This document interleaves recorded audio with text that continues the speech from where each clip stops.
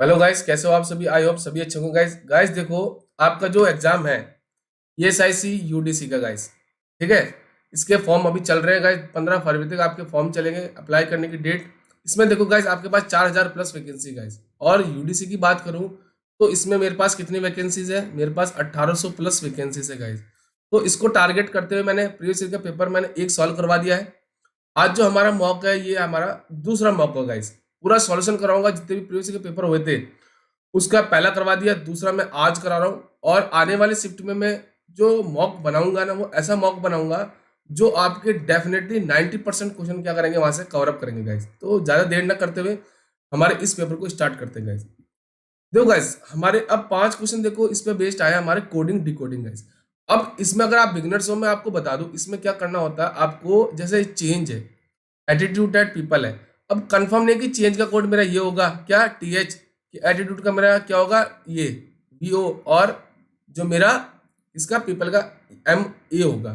तो इसके लिए आपको क्या करना पड़ेगा, सारे सेंटेंस दिए जाते हैं। अब देखो, इस प्रकार की कोडिंग में मैं आपको बता दूं 3 से 4 सेंटेंस दिए जाते हैं और उनके कोड दिए जाते हैं। तो आपको उनको डिकोड करना है। मतलब चेंज का कोड क्या होगा, एटीट्यूड का कोड क्या होगा, पीपल का कोड क्या होगा। तो सबसे पहले मैं ले लेता हूं आपका चेंज। क्या ले लेता हूं, चेंज। तो देखो, यहां पे लिखता हूं मैं चेंज। देखो, अब मैं क्या करता हूं, यहां पे लिख लेता हूं मेरा चेंज। तो सबसे पहले लिख लिया मैंने, कोड क्या है मेरा, चेंज है। ठीक है जी। अब देखो, चेंज आपको कहीं और मिल रहा है क्या, सेकंड सेंटेंस में नहीं, थर्ड सेंटेंस में भी नहीं, बट आप देखो फोर्थ सेंटेंस में देखो चेंज। तो पॉसिबल है चेंज का कोड क्या हो सकता है मेरे, देखो इसमें कॉमन देखो आपका क्या है, TH। तो कंफर्म हो गया कि चेंज का कोड क्या होगा मेरा, TH। ठीक है जी। अगर देखो आप एटीट्यूड देख सकते हो, नहीं है एटीट्यूड, पीपल। आप क्या कर सकते हो, देखो पीपल। अब देखो पीपल आप कहीं और मिल रहा है क्या, सेकंड में नहीं, थर्ड में देखो ये आपका क्या हो जाएगा, पीपल। तो अब देखो कॉमन इसमें PO, PO। M में पॉसिबल है क्या, नहीं है। तो मुझे पता चल गया पीपल का कोड क्या होगा मेरा, VO। तो यहाँ पे लिख लेता हूं मैं पीपल। ठीक है। और पीपल का कोड क्या होगा मेरा, VO। अब मैं क्या करता हूँ, कलर चेंज। अब देखो एटीट्यूड। अब मुझे पता चल गया एटीट्यूड सिंगल है, तो एटीट्यूड क्या हो जाएगा मेरा, MA। तो यहाँ पे लिख देता हूं मैं एटीट्यूड। और एटीट्यूड का कोड क्या हो जाएगा मेरा, ME। यहाँ से मेरा पहला सेंटेंस क्या होगा, कंप्लीट। अब मैं देखता हूँ दूसरा। दूसरा मेरा चॉइस कहीं और है क्या, पॉसिबल नहीं है। तो मैं क्या कर सकता हूँ, देखो कंफर्ट। कंफर्ट आपका सेकंड में भी है, आपका थर्ड सेंटेंस में भी आपका है। ठीक है जी। यहाँ पे मैं लिख देता हूँ कंफर्ट। ठीक है जी। अब देखो इसका कोड। कोड पॉसिबल है आपका SA, हाँ जी। RA नहीं है, TA नहीं है। तो मुझे पता चल गया कि क्या हो जाएगा उसका कोड, SA। तो यहाँ पे लिख देता हूँ मैं SA। ठीक है जी। अगर देखो आपका सक्सेस, अब सक्सेस आपका अकेला ही बचा, तो सक्सेस का कोड क्या हो जाएगा मेरा, PS। तो यहाँ पे लिख देता हूँ मैं, सक्सेस का कोड क्या हो जाएगा मेरा, PS। ठीक है जी। अब मैं कलर चेंज कर देता हूँ अगेन। अब देखो आपके पास एक बचा चॉइस, एक आउटसाइड। अब देखो आपका कॉमन कहीं और दिख रहा है क्या आपका। तो देखो चॉइस आपको कहीं और मिल रहा है, नहीं मिल रहा है। आउटसाइड नहीं है कहीं, रिव्यू और नेशन।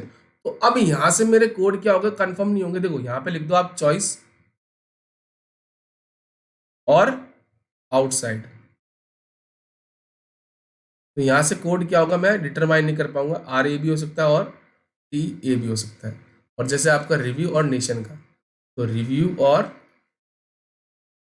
आपका नेशन, इसका कोड पॉसिबल है कि मेरा क्या हो सकता है, HA भी हो सकता है और मेरा GK भी हो सकता है। ठीक है जी। तो यहां से मेरे कोड क्या हो गए, वेरीफाई हो गए। अब मैं चेक करता हूं क्वेश्चन। देखो, पहला क्वेश्चन क्या आया कि what is the code for change. तो चेंज के लिए मेरा कोड क्या आया था, मेरा चेंज के लिए आया था TH। तो इसका आंसर क्या हो जाएगा मेरा, ऑप्शन नंबर C। क्या हो जाएगा मेरा, ऑप्शन नंबर C करेक्ट हो जाएगा। नेक्स्ट क्वेश्चन उसने बोला है कि what may the code for review nation और चेंज, मतलब रिव्यू नेशन और चॉइस। अब देखो रिव्यू और नेशन का आपको पता था कि ये तो HA भी हो सकता है, के सॉरी GK भी हो सकता है। तो मैं यहाँ पे लिख सकूँ उसका कोड, इसका HA भी हो सकता है और क्या था, GK भी हो सकता है, पॉसिबल है। अब चॉइस का मुझे पता नहीं था, RA भी हो सकता है और TA भी हो सकता है। तो RA भी हो सकता है, इसका TA भी हो सकता है। तो देखो अगर सपोज मैं इसका एच ए लूँ और इसका के ए लूँ और एक बार मैं चॉइस का आर ए भी लूँ तो पॉसिबल है। मतलब देखो ए में ये भी पॉसिबल है और आपका ये भी पॉसिबल है, तो इसका आंसर क्या होगा आपका आइदर ए और सी। चलिए, सॉरी ये मैंने बी बता दिया ना, ये बी नहीं होगा, आपका सी होगा, ठीक है। चलिए, थर्ड क्वेश्चन आया, what is the code for review. अब रिव्यू के लिए मैंने बताया था आपको, क्या पॉसिबल है क्या रिव्यू के लिए, तो इसका क्या होगा, कैन नॉट बी डिटरमाइंड, ठीक है। चलिए, नेक्स्ट बना, what is the code for PS. PS के लिए मेरा क्या कोड हुआ था, पीएस के लिए आपका क्या कोड था, देखो पीएस के लिए मेरा कौन सा पॉसिबल है, सक्सेस। तो पीएस का कोड क्या हो जाएगा मेरा, मतलब सक्सेस के लिए कोड कौन सा हो जाएगा मेरा, पीएस, ठीक है। और पांचवा question, what is the code for comfort. Comfort के लिए मेरे क्या था, देखो यहाँ पे देखो, कंफर्ट ये रहा, कंफर्ट ये रहा, तो इसके लिए क्या पॉसिबल का, एस ए। इसका आंसर क्या हो जाएगा मेरा, option number C.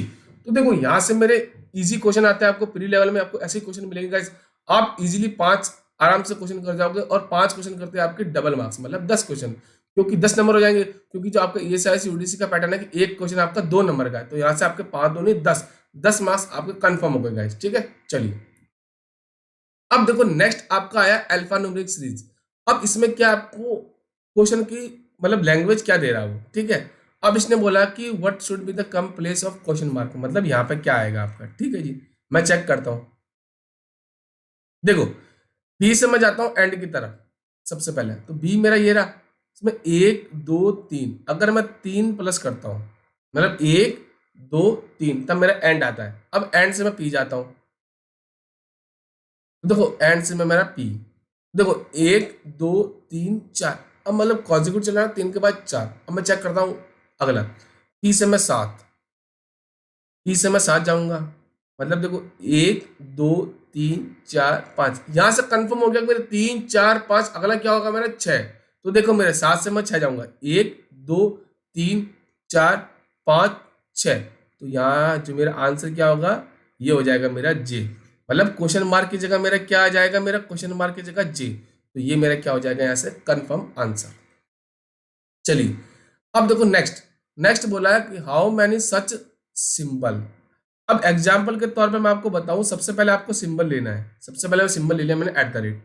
In above sequence each of the following is immediately preceded by a consonant, मतलब इसके जस्ट पीछे आपका आना चाहिए कॉन्सोनेंट, मतलब B, and immediately followed by a number, मतलब उसके आगे आपका नंबर आना चाहिए, ठीक है। ये एग्जाम्पल के तौर पर मैंने आपको लिया है। अब सबसे पहले काम करो, आप सारे सिंबल ले लो, ये देखो ये मेरा सिंबल है, ये एंड मेरा सिंबल हो गया, उसके बाद आपका एट द रेट, उसके बाद आपका सी कैप्स, और आपका ये हो गया यूरो, ये हो गया आपका, और ये हो गया आपका हैश। सबसे बेस्ट, सॉरी गाइस, ये मैंने सारे सिंबल ले लिए। अब देखना आपको, उसके पहले आपका एक कॉन्सोनेंट होना चाहिए, इसके पीछे कॉन्सोनेंट है, बट उसके आगे क्या होना चाहिए, आपका नंबर होना चाहिए, उसके आगे नंबर नहीं है ना, तो यहाँ भी आपका क्या हो जाएगा, ये गलत हो जाएगा, ठीक है। अब इसके पीछे क्या होना चाहिए आपका कॉन्सोनेंट, यहाँ पे तो नंबर आ रहा है, तो ये भी कैंसिल हो गया। अब देखो eight the rate, eight the rate के पीछे आपका कॉन्सोनेंट है और उसके आगे नंबर है, तो एक पेयर आपको बनेगा ये वाला, ठीक है जी। सेकंड, अब इसके पीछे आपका कॉन्सोनेंट तो है, बट उसके आगे क्या आ रहा है आपका, एक और कॉन्सोनेंट है, हमें तो नंबर चाहिए, तो ये भी कैंसिल हो जाएगा।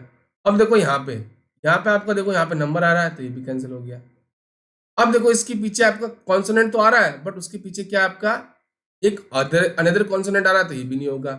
अब देखो हैश, अब हैश के पीछे मेरे क्या है, कॉन्सोनेंट है, और उसके आगे मेरे क्या है, आपका नंबर है, एक पेयर आपका ये होगा। तो यहाँ से कितने आपके सच पेयर बनेंगे आपके, मेरे बनेंगे 2, तो इसका आंसर क्या हो जाएगा मेरा, ऑप्शन नंबर बी मेरा क्या हो जाएगा, करेक्ट आंसर हो जाएगा इस। चलिए, क्वेश्चन नंबर 8। अब क्वेश्चन नंबर 8 कह रहा है, which of the following is fifth to the left of 15th from the left hand, मतलब मुझे लेफ्ट हैंड से मतलब पहला 15th एलिमेंट देखना है। देखो 1 2 3 4 5 6 7 8 9 10 11 12 13 14 15, तो ये हो गया मेरा 15th element from the left hand. अब उसके 5 लेफ्ट में और जाना है, तो देखो 1 2 3 4 5, तो मेरा आंसर क्या हो जाएगा, एलिमेंट क्या होगा मेरा, पी होगा, जो मिल रहा है मुझे ऑप्शन नंबर सी में, तो यहां से मेरा करेक्ट आंसर। अब देखो अगला कह रहा है, if all the numbers are drop, मतलब इस सीरीज में मुझे सारे नंबर क्या करना है, ड्रॉप करना है, तो मैं क्या करता हूँ, ड्रॉप कर देता हूँ, इसको हटा देते हैं यहाँ से, उसके बाद नंबर है 5, इसको भी हटा देते हैं। फिर आ रहा 4, इसको भी हटा देते हैं। फिर आ रहा मेरे 7, तो इसको भी हटा दूं मैं। फिर आ रहा 6, तो इसको भी हटा देते हैं। फिर 2, इसको भी हटा दिया। देन मेरे लास्ट है 8। अब आगे उसने बोला कि विच of the element will be at the 6th position from the right hand. अब सब हटाने के बाद उसने बोला कि राइट हैंड से मेरा छठा पोजीशन किस एलिमेंट की हुई, तो यहां से देखो आप, राइट है ना, इस साइड से। तो देखो ये मेरा क्या हो जाएगा, राइट हैंड। तो 1 2 3 4 5 6, तो छठा एलिमेंट कौन सा है मेरा, एल, जो मिल रहा है मुझे ऑप्शन नंबर डी में। तो मेरा डी क्या हो जाएगा, मेरा करेक्ट आंसर हो जाएगा। चलिए अब देखो यहां से आपके 9 क्वेश्चन एकदम कंफर्म हो गए कि मेरे नंबर कितना आ गए, मेरे यहाँ से 18 आ गए गाइस। बिल्कुल इजी लेवल के आते हैं। आपको 25 में से 25 की गारंटी मैं देता हूँ। अगर आपने सारी मॉक मेरे अगर देखे गाइस, तो मैं गारंटी देता हूँ 25 के 25 क्वेश्चन सही होंगे और अगर 50 मार्क्स आपके रीजनिंग आप इजीली कर जाओगे गाइस।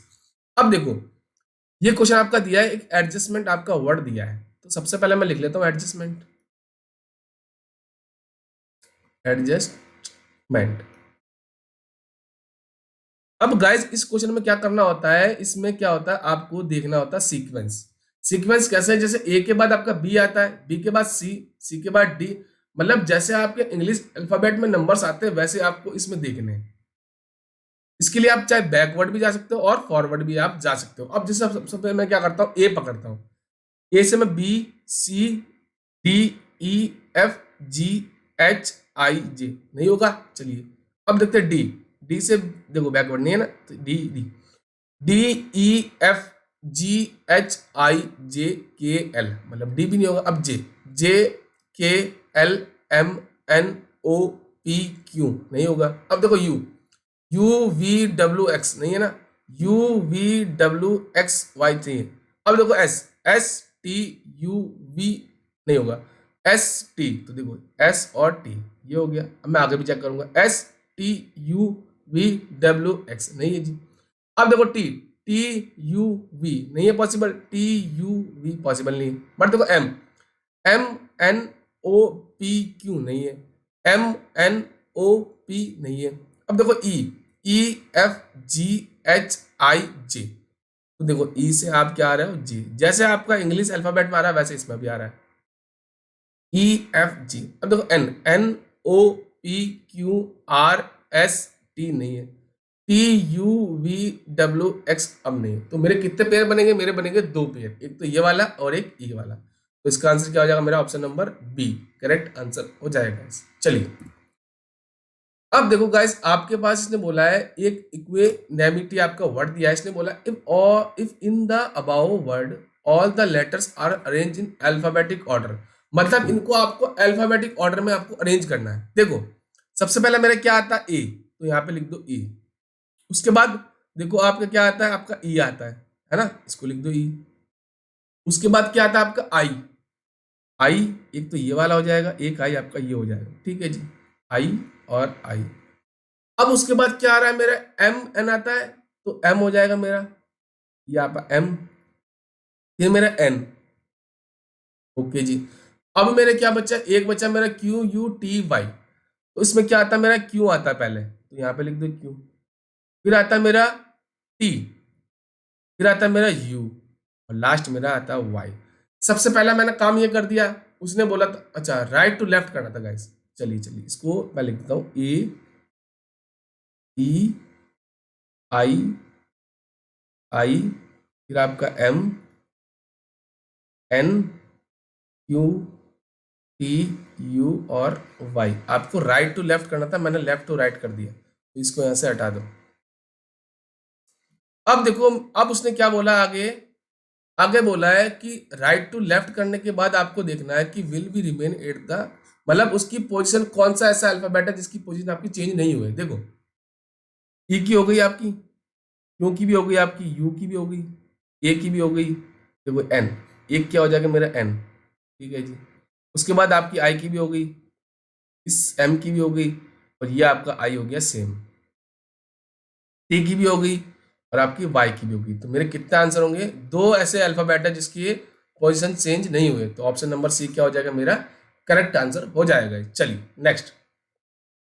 अब देखो यहां से आया आपका मेरा इनइक्वलिटी। अब इसके लिए मैंने आपको बताया था, आप greater than, either greater than, equal to, इस सब झमेले से आप दूर हो जाए। आपको एक ही चीज ध्यान रखनी है, आपको खुले से क्या जाना, मेरा बंद की तरफ जाना। मुझे कहा जाना, मुझे खुले से बंद की तरफ। देखो सबसे पहला स्टेटमेंट दे रखा है, ये देखो।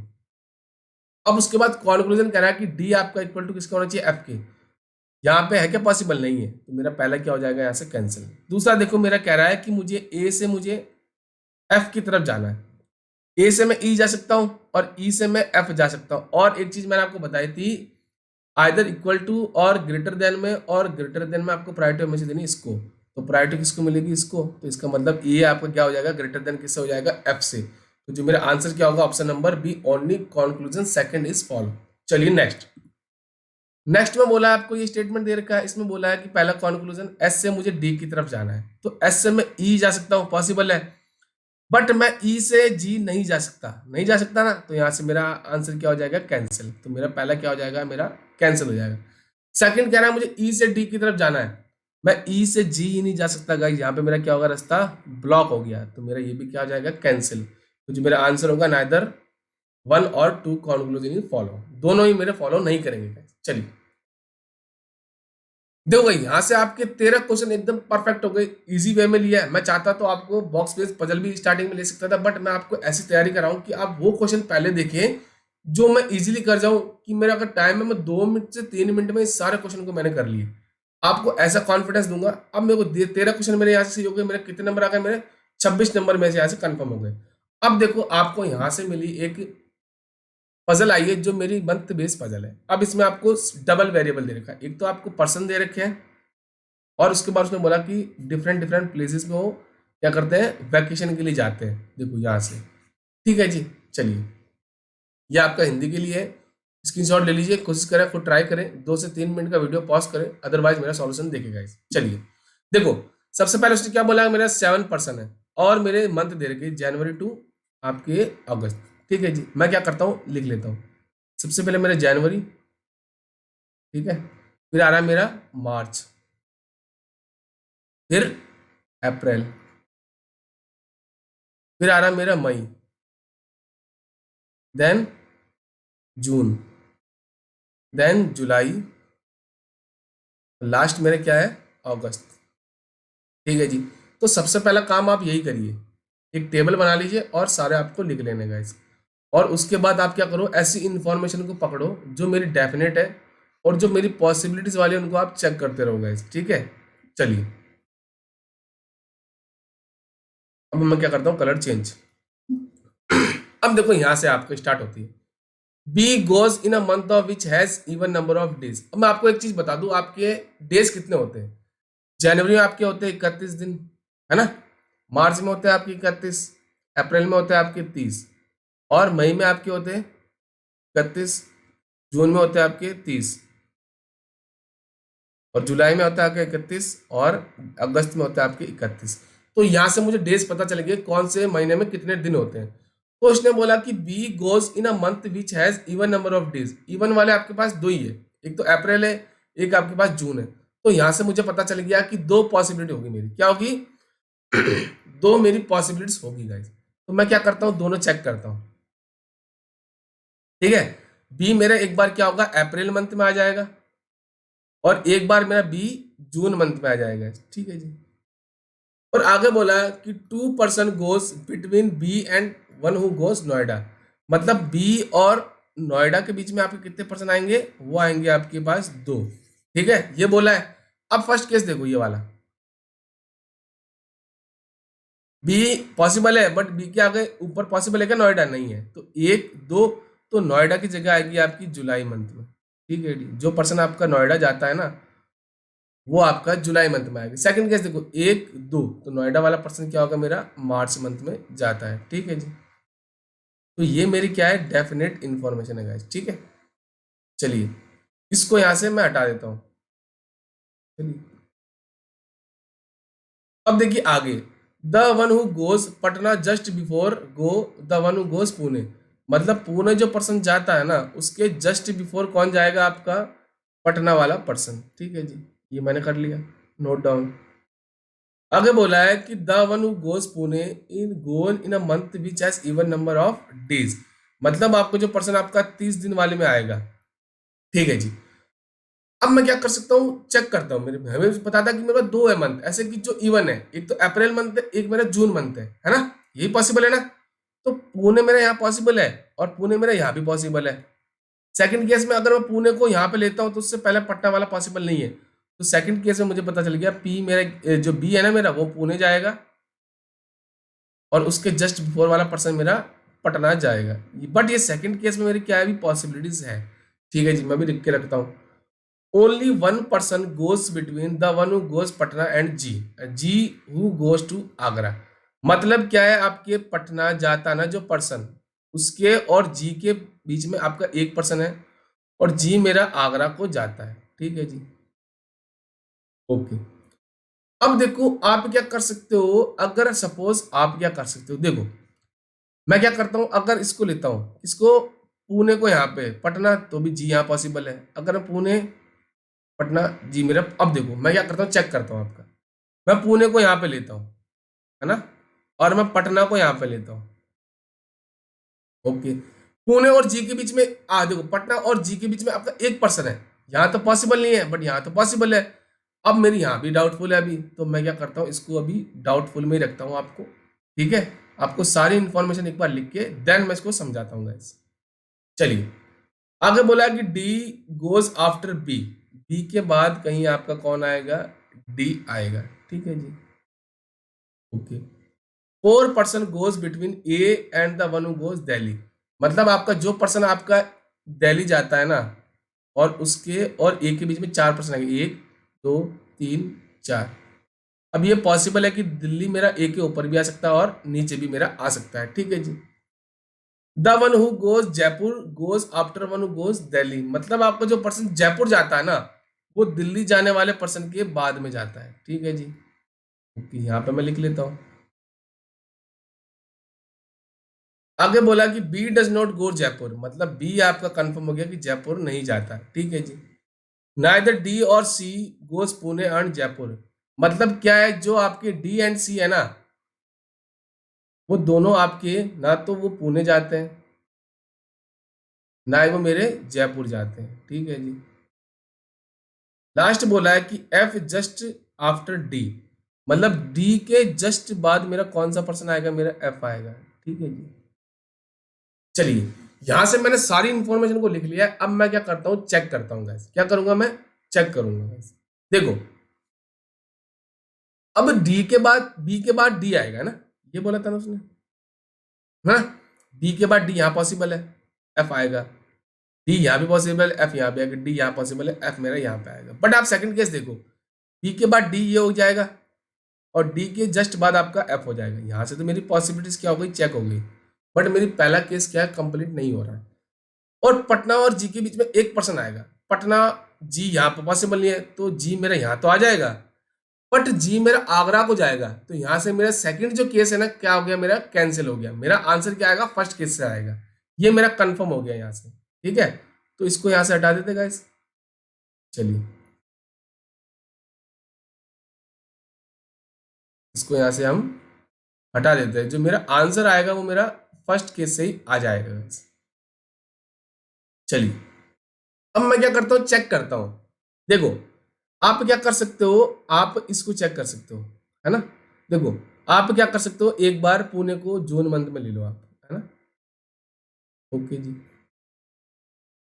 पूना के जस्ट पहले कौन आएगा, मेरा पटना आएगा। तो पटना मेरा यहाँ पे पॉसिबल है। ओके जी, ले लिया। और पटना के और जी के बीच में एक पर्सन आएगा आपका। अब देखो, जी मेरा यहाँ तो नीचे तो पॉसिबल नहीं, क्योंकि यहाँ तो नोएडा वाला पर्सन है। तो जी मेरा क्या हो जाएगा, कंफर्म यहाँ पे आ जाएगा। ठीक है जी। और जी कहाँ जाता है, वो मेरा, वो जाता है मेरा आगरा को। ठीक है जी, ओके, ये हो गया ऐसे। अब देखो, अब क्या है कि मेरा, देखो ये हो गया। अब देखो दिल्ली और एक मेरा बचा, देखो ये हो गया थोड़ी देर के लिए, आप मान के चलो। देखो, ये हो गया अभी, और ये भी हो गया थोड़ी देर के लिए। अब देखो दिल्ली, दिल्ली मेरा यहाँ पॉसिबल है। अगर मैं दिल्ली को यहाँ पे लेता हूँ सपोज, दिल्ली और ए के बीच में 4% आने चाहिए, तो 1 2 3 4, यहाँ तो पॉसिबल नहीं है, तो ऑलरेडी ए बैठा है, तो मुझे पता चल गया दिल्ली यहाँ पे नहीं आएगा। अगर आप दिल्ली को यहाँ पे लेते हो, है ना, तो 1 2 3 4 पर्सन तो आ जाएंगे, बट एक ही जगह पॉसिबल नहीं है, तो यहाँ से दिल्ली यहाँ भी नहीं आएगा। तो मुझे पता चल गया कि जनवरी मंथ में जो जाएगा ना, वो कहाँ जाएगा, वो हो जाएगा दिल्ली को तरफ, है ना। और दिल्ली और ए के बीच में 4% होने चाहिए, तो 1 2 3 4, तो यहाँ पे किसकी जगह हो जाएगी, मेरी ए की। ठीक है जी, ओके, ये हो गया मेरा यहाँ से। अब हम चेक करते हैं आगे, है ना। चलिए, अब देखो उसने बोला था कि दिल्ली के बाद मेरा जयपुर को जाएगा। अब देखो ये वाला, आप अब डी के बाद एफ आएगा इमीडिएटली, और बी के बाद आपका डी आता है, डी हो गया, और ये किसकी जगह हो गई, मेरी एफ की। ठीक है जी, हो गया। अब ये भी हो गया मेरा, और ये भी हो गया, और ये भी हो गया। थोड़ी देर के लिए मान के चल रहा हूं मैं, पॉसिबिलिटी में चेक कर रहा था ना, मेरी हो गई यहाँ से। ठीक है, चलिए, अब देखो, अब मेरा एक तो पर्सन बचा मेरा कि एक तो सी बचा है, एक मेरा बचा है आपका ई, है ना। चलिए, अब देखो डी और सी, अब देखो या तो मेरा सी यहाँ पे आएगा या ई आएगा, है ना, ये दोनों हो गए मेरे कंफर्म। ठीक है, अब देखो उसने बोला था कि दिल्ली के बाद आपका जयपुर आएगा, है ना, बोला था ना, और बी के साथ जयपुर नहीं आएगा, तो जयपुर मेरा यहाँ पे पॉसिबल नहीं है। तो मुझे पता चल गया अगस्त मंथ में जो जाएगा ना पर्सन, वो जाएगा कहाँ पे, वो जाएगा मेरा जयपुर को। ठीक है जी, एक जगह बची वो मेरी होगी रायपुर, तो बी मेरा कहाँ जाएगा जी, बी मेरा जाएगा रायपुर को। यहाँ से मेरे पर्सन क्या हो गए, कंफर्म हो गए, इस जगह जाएंगे, बट मेरा सी और ई अभी डाउटफुल है। तो एक चीज उसने बोली थी, डी और सी को जयपुर पसंद नहीं है, तो सी के साथ जयपुर नहीं आएगा, तो ये किसकी जगह हो जाएगी, मेरी कंफर्म ई की जगह हो जाएगी, है ना। और सी मेरा कहाँ जाएगा, सी मेरा जाएगा दिल्ली की तरफ। ठीक है, यहां से मेरी क्या हो गई, पजल एकदम कंप्लीट हो गई। ठीक है, तो मैं आपको यही बोलता हूँ, सारी इंफॉर्मेशन को लिख लो एक बार, उसके बाद आप क्या करो, चेक करो। ठीक है, कौन सी मेरी डेफिनेट इंफॉर्मेशन है, कौन सी मेरी पॉसिबिलिटीज वाली है। ठीक है, तो आपको इजीली रहेगा। एक बार अगर आपने सीख लिया अप्रोच, तो मैं आपको यही बोलूंगा, स्पीड आपकी ऑटोमेटिकली बढ़ जाएगी गाइस।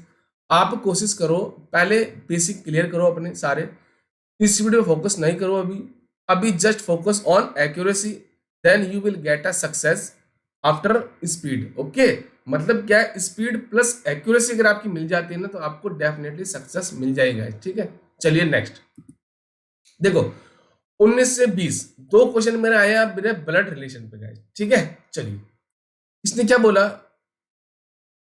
इसने बोला है कि 7 पर्सन है, ए से A B C D P Q R in the 3 generation, 3 generation होगी। ठीक है जी, P is daughter in law of A, मतलब ए की बहुरानी है, कौन है आपकी, पी, तो ए की बहू हो जाएगी कौन। अब देखो ए का कोई बेटा होगा तभी तो उसकी बहू होगी ना, तो वो कौन हो जाएगी आपकी पी। ठीक है जी, आगे बोला कि हु, अब हु किसके लिए आया आपका A, who is grandfather of R. अब इसका जेंडर मुझे पता चल गया कि प्लस होगा, और ये किसका दादा है, ये मेरा दादा है आर का। ठीक है जी, ओके। क्यू इज अनमैरिड, मतलब क्यू की शादी नहीं हुई है, वो वाला अनमैरिड है। ठीक है जी, T is father in law of B. ठीक है जी, अभी मेरे पॉसिबिलिटी है, C has only one child, C is grandfather, अच्छा grandmother of Q, who is brother in law of B. ठीक है जी, D has only one son, C is the wife of A. अब यहां से देखो सी किसकी wife है मेरी, वो है ए की। हो गया, ओके। सी का एक ही बेटा है, कि मतलब सी का एक ही बेटा है, तो ये हो गया पॉसिबल, यहां से ये भी जगह हो गई। C is grandmother of Q, मतलब किसी की दादी है, किसकी, क्यू की। हो सकता है इसकी भी हो सकती है वो, है ना, इसकी जब मतलब भाई होगा या बहन होगा तभी तो उसकी ग्रैंड मदर हो जाएगी, कौन, Q. Who is brother in law of B, अब ब्रदर इन लॉ कैसे होगा कि जब आर की क्या होगी, शादी किससे होगी, मेरी बी के साथ।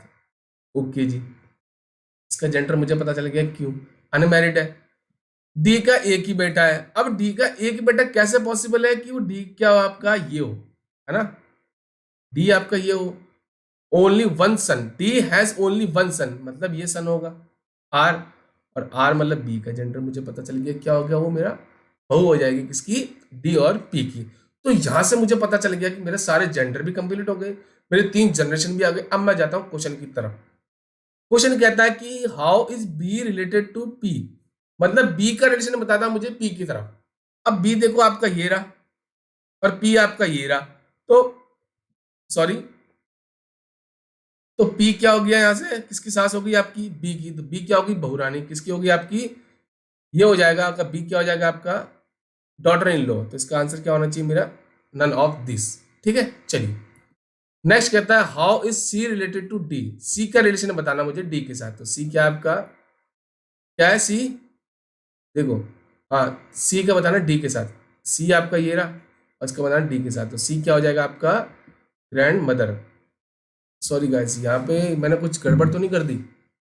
देखो टी आपका डॉटर इन लॉ ऑफ किसका, ए का, ये रहा daughter in law. Who is grandfather of R, ये हो गया grandfather of R. Q is unmarried, Q आपका अनमैरिड है।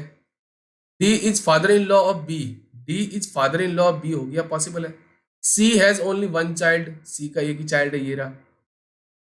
सी is grandmother of Q, Q की ग्रैंड मदर कौन हो जाएगी आपकी, सी, हो गया। Q is brother in law of, brother in law of B, B का ब्रदर इन लॉ हो गया।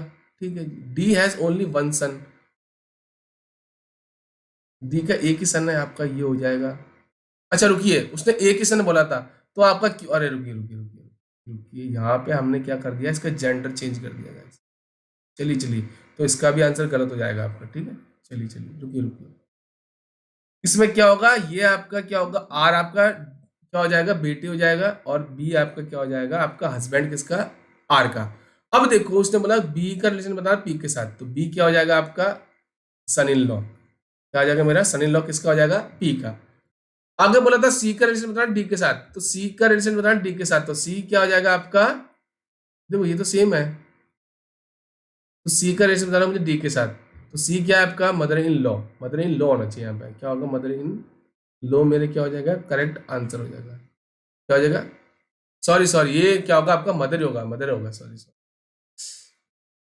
क्या हो जाएगा, मदर हो जाएगा इसका आंसर, देखो है ना, क्या हो जाएगा, ये मदर है इसकी, क्या है, मदर है, पी की मदर इन लॉ है। ठीक है, चलिए तो इसका आंसर क्या हो जाएगा मेरा, बी। चलिए यहाँ से आपके क्या हो गए, सारे क्वेश्चन हो गए गाइस, 20 क्वेश्चन आपके कंप्लीट हो गए, यहाँ से 20 में से 20 आपके मार्क्स आ जाएंगे गाइस। अब देखो लास्ट आपका क्वेश्चन आया आपका सिटिंग अरेंजमेंट पे गाइस। ठीक है, ये आपका हिंदी के लिए।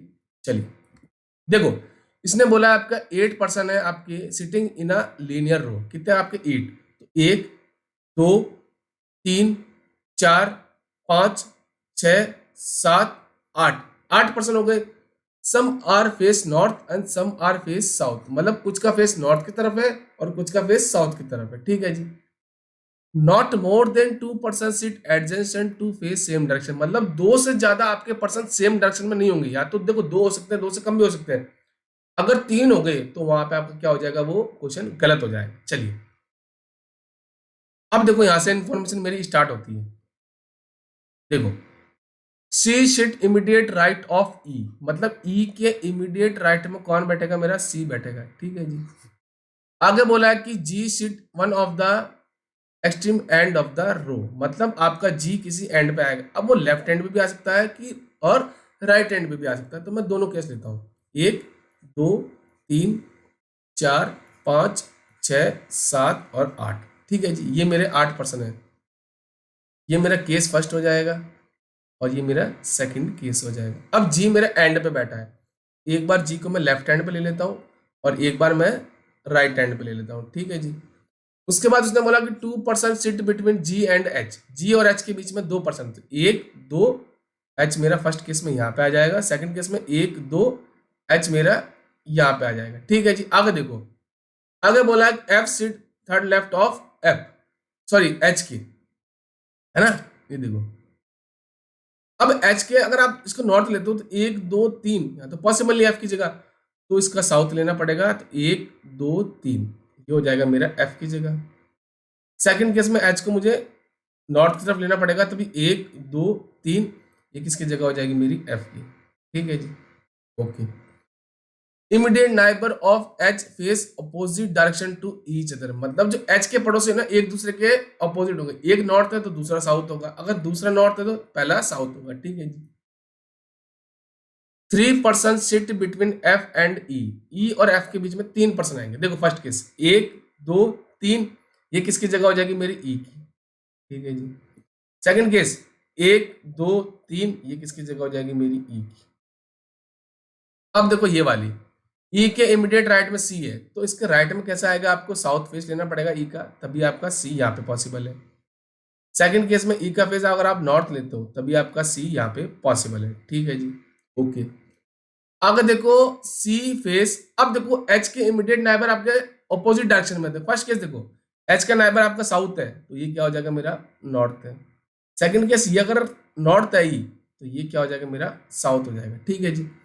आगे बोला कि सी का फेस क्या है मेरा नॉर्थ की तरफ, सी का फेस क्या हो जाएगा मेरा नॉर्थ, तो सी का फेस क्या हो गया मेरा नॉर्थ हो गया। ठीक है जी। ए और D sit immediate neighbour of each other, A और डी आपकी क्या है इमीडिएट नाइबर है। ठीक है जी। अब देखो ए और डी यहाँ पे पॉसिबल है, ए और डी आपके यहाँ पे पॉसिबल है। Only one person sit between D and F, D और एफ सॉरी डी और बी के बीच में आपके एक पर्सन पॉसिबल है। ठीक है जी। अगर आप डी को यहाँ पे लेते हो तो आपका पॉसिबल है, तो मुझे पता चल गया ए मेरा कंफर्म हो गया, ए यहाँ पे और डी मेरा यहाँ पे हो गया और बी मेरा यहाँ पे हो जाएगा। ठीक है जी। अब सेकंड केस ए मेरा यहाँ हो जाएगा और डी मेरा यहाँ पे हो जाएगा, क्योंकि उसने क्या बोला था ए और डी आपके क्या है एक दूसरे के पड़ोसी हैं। ठीक है जी, हो गए पड़ोसी, और डी और बी के बीच में एक पर्सन है, ये हो गया मेरा। तो मेरे यहाँ से क्या हो गए पर्सन एकदम कंप्लीट हो गए। अब इनकी डायरेक्शन और मेरे जो दो केस बन रहे हैं इसमें से कौन सा केस मेरे क्या होगा राइट होगा, इसके लिए मैं सारी इंफॉर्मेशन को देखता हूँ आगे। एफ का फेस क्या है नॉर्थ डायरेक्शन, एफ मेरे कहा फर्स्ट केस में ये रहा, इसका नॉर्थ हो गया। सेकंड केस में ये भी मेरा नॉर्थ हो गया। ठीक है जी। The person sit extreme end of the row face opposite direction to each other. ठीक है जी, अभी दोनों का पता ही नहीं मुझे एक का भी। G face same direction H, H H और जी का फेस सेम डायरेक्शन होगा। अब देखो एच ये रहा फर्स्ट केस में, इसका साउथ है तो जी का भी साउथ होगा। ठीक है जी। इस सेकंड केस में देखो एच का नॉर्थ है तो जी का भी नॉर्थ होगा, और जो एंड में बैठा है उनका फेस क्या होगा मेरा ऑपोजिट डायरेक्शन में होगा। तो फर्स्ट केस जी मेरा ये रहा, तो ये क्या हो जाएगा मेरा, हाँ ये हो जाएगा मेरा नॉर्थ की तरफ। इसमें देखो ये आपका नॉर्थ है तो ये मेरा साउथ हो जाएगा। अब मेरा केस कौन सा सही होगा गाइस, ठीक है। अब देखो यहां से मेरे दो केस बने ना, अब देखो यहाँ पे देखो ये वाली, इसमें 3 का फेस क्या हो गया नॉर्थ होगा, और उसने पहले ही बोला था कि 2 से ज्यादा का फेस सेम डायरेक्शन में नहीं होना चाहिए। तो मुझे यहाँ से पता चल गया कि फर्स्ट जो मेरा सेकंड केस है ना वो हो जाएगा यहाँ से मेरा कैंसिल, जो मेरा आंसर आएगा वो आएगा मेरा फर्स्ट केस से। ठीक है गाइस, तो यहाँ से मुझे पता चल गया कि मेरा फर्स्ट केस से मेरा क्या हो जाएगा करेक्ट आंसर हो जाएगा। बट मुझे अभी तक डी की डायरेक्शन नहीं पता। अगर आप डी को नॉर्थ लेते हो ना गाइस, तो 3% आपके क्या हो जाएंगे एक साथ हो जाएंगे जिनका फेस नॉर्थ होगा। तो उसने पहले बोल दिया था 2 से ज्यादा का फेस सेम डायरेक्शन में नहीं होना चाहिए, तो डी का फेस क्या हो जाएगा मेरा साउथ की तरफ जाएगा इस, और यहां से मेरा एकदम हो गया करेक्ट आंसर, आपका सिटिंग हो गया आपसे कंप्लीट। इसके 5 क्वेश्चन आपको मिलेंगे पीडीएफ में मिल जाएंगे। तो ये हमारा लास्ट क्वेश्चन था गाइस। 25 क्वेश्चन आपको इसी आईसी यूडीसी में आपको 25 क्वेश्चन मिलते हैं गाइस, उसके 50 मार्क्स होते हैं गाइस। डेली आपको या तो सुबह 11 बजे मिलेगा एक सेशन, या आपको दोपहर को 3 बजे मिलेगा गाइस। मैं कोशिश करूंगा डेली आपको सुबह 11 बजे इस क्लासेस को दे दूं। देखो गाइस, अगर आपको लगता है इस चैनल से आपने कुछ सीखा है तो इसको लाइक करें, शेयर करें, सब्सक्राइब करें और बेल आइकन को जरूर दबा देता है, जितने भी क्लासेस के आपको नोटिफिकेशन है गाइस। गाइस एक चीज बता दूं आपको, अगर आपने मेरे जब तक एग्जाम है ना 15 मार्च तक आपने सारे मॉक दे दिए, तो गाइस मैं रीजनिंग की गाइड देता हूँ, आप 25 के 25 क्वेश्चन उड़ा दोगे गाइस। ठीक है, मतलब आपके रीजनिंग में 50 मार्क्स की गारंटी मैं देता हूँ गाइस। बस आप फोकस करना एक्यूरेसी पे। उसके बाद देखो अगर आप मान के चलो 1 महीना आप पूरा सिलेबस कवर कर लो, उसके बाद मॉक लगाओ। मॉक के लिए मैंने आपको बताया था, आप देखो मैं आपको बताता हूँ मॉक आप कहाँ से दे सकते हो। मॉक के लिए मैंने आपको बताया था आप अड्डा 247 ले सकते हो, उसकी टेस्ट सीरीज ले सकते हो, आप स्मार्ट कीड़ा की ले सकते हो। ठीक है, आप ऑली बोर्ड की भी ले सकते हो, आप महिंद्रास की भी ले सकते हो। और अगर आपको लगता है आपकी फाइनेंशियल कंडीशन ठीक नहीं है, तो गाइज मैं आपको बोलूंगा टेक्स्ट बुक, आप टेक्स्ट बुक को फॉलो करो। आपकी अगर फाइनेंशियल कंडीशन ठीक नहीं तो आप टेक्स्ट बुक ले सकते हो, बट अगर आपको फाइनेंशियल कंडीशन ठीक है मतलब आप टेस्ट सीरीज ले सकते हो, तो मैं आपको यही बोलूंगा आप एक तो ऑली बोर्ड और एक आपकी स्मार्ट कीड़ा, इन दोनों में से एक तो आप ले लो, क्योंकि इसका जो लेवल होता है थोड़ा हाई लेवल का होता है, ताकि अगर आपको कभी इजी तो आता है पेपर, कभी अगर आपको मॉडरेट लेवल का पेपर भी आ जाए तो आपको इजीली उस पेपर को आप सॉल्व कर सकते हो गाइस। इसलिए मैं आपको बोलूंगा कोशिश करना आप 2 से 3 टेस्ट सीरीज ले लो, ताकि आपको लेवल पता चल जाए और अपने आप को वेरीफाई मतलब क्लेरिफाई कर सकते हो आप, ये आप अगर इजी में आते हो तो आप उन क्वेश्चन को कैसे टाइम में सॉल्व कर रहे हो, अगर आपके हाई लेवल क्वेश्चन आ रहे हैं तो आप उसमें कितने अटेम्प्ट कर पा रहे हो। तो इसलिए बोलूंगा 2 से 3 टेस्ट आप ले लो। ठीक है, चलिए मिलते हैं नेक्स्ट क्लास में। Thank you guys.